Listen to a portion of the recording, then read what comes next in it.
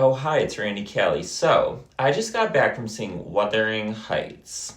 Quite the unexpected film for me to go see because I usually am seeing horror. I do like dramas. So, this is a love story based on a novel from the 1800s, Wuthering Heights. I have never read this book, so I had nothing to compare it to. I thought the trailer was beautiful. I was like, wow, that is beautiful. I like Margot Robbie. Don't really care about Jacob Elordi. He's kind of hot, but okay. And it's a love story, which, as we know, I don't always love stories on camera, but the trailer really did sell me on this. I was like, this is so beautiful. They're playing Chains of Love in that trailer. I think that song is gorgeous. I said, bitch, let's give it a fucking go. And oh, we did. Here's the thing. The movie itself is not terrible, okay? It's very long, so dedicate 2.5 hours of your life to this shit if you really want to, but it's long. It's not a terrible movie. But let me tell you, these, in fact, are terrible people.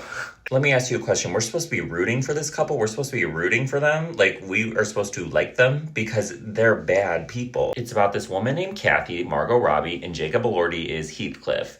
They are both like insufferable in their own ways. Like Kathy, you kind of think she's a decent person at times, but this is the most toxic love story of all time. In the trailer, it says greatest love story of all time. It should have said most toxic love story of all time. Are you kidding? This is not what anybody should aspire to have. Like my interpretation of these two are that they're very selfish. They're like, they don't give a fuck about anybody else except the two of them. Like all they care about, they have tunnel vision. You know, there's this Asian woman named Nelly in it. That's the only character I really genuinely liked. That was supposed to be Kathy's friend. She was a paid friend, like in the beginning when they were kids, and she still kind of is as an adult.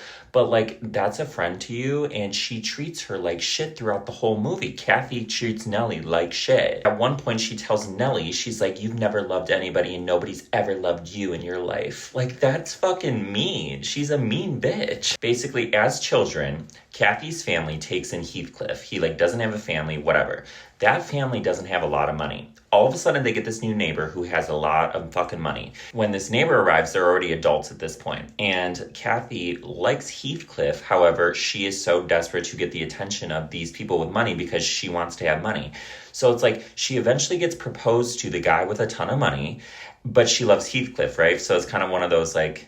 And this Nelly friend of hers, she just treats her like a guinea pig, like, oh my God, just follow me around and listen to everything I say. Basically, she's confiding in her, and I guess Nelly didn't give her the reaction she wanted. Like, and she's like, well, you wouldn't understand. You like to see me cry, and you've never loved anybody, and nobody's ever loved you in your life. She should have slapped that bitch. Like, that's fucking mean. And over time, Nelly becomes resentful towards her because she never treats her right. Like, there's never any respect there. So I don't blame Nelly, to be honest. Honestly, the one scene I loved was when Chains of Love played. Like, that's a really good scene. Obviously, they changed it. It wasn't the original like version. It's definitely a remixed version, but I enjoyed that scene. I thought that was a meaningful scene, and I like the song. But in the movie's meaningful. And hey, you're preaching to somebody like this is somebody who knows what it feels like to love very hard, and it's like you can't move, you can't breathe, you can't eat. Like holy shit, I love you so much. Like my life is over.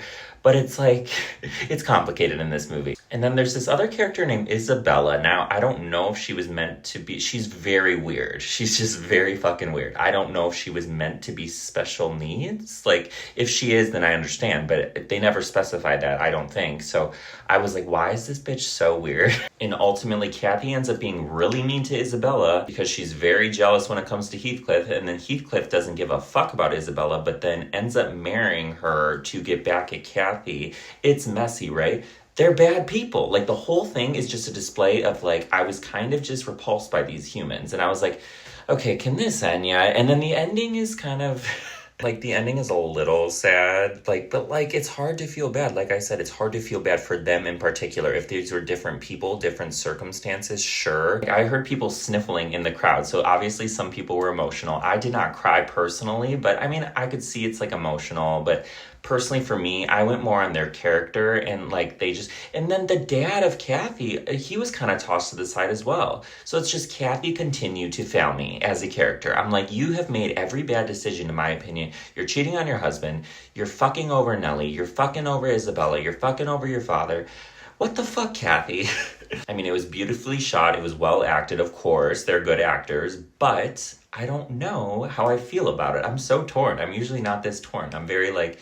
what the fuck was that? And I'm a fan of that concept of kind of like forbidden love, like you love each other so much, but it's like not meant to be type shit. Like I think it's kind of Romeo and Juliet type. They even reference Romeo and Juliet in the film. But I don't know, this didn't land for me. But then I think to myself, I'm like, wait, but if they were constantly just nice people, great, would it have been entertaining? Would it have been, like, you know what I mean? I feel like that's part of the allure, is that it's like, you know, they have the dark side to them. So I'm just like, okay, but I just personally did not like those characters, so it's hard to like the movie because the whole fucking movie is about these characters. Like, one of them is on the screen at all times. So you're just like, oh my god, how am I supposed to like this? Like, I feel like I'm a bad person for liking this. I salute all the boyfriends that are going to be forced to go see this weekend because it is Valentine's Day weekend. Enjoy, because I just saw it, not with my, you know, I am seeing somebody at the moment, but we did not go together. I went with somebody else.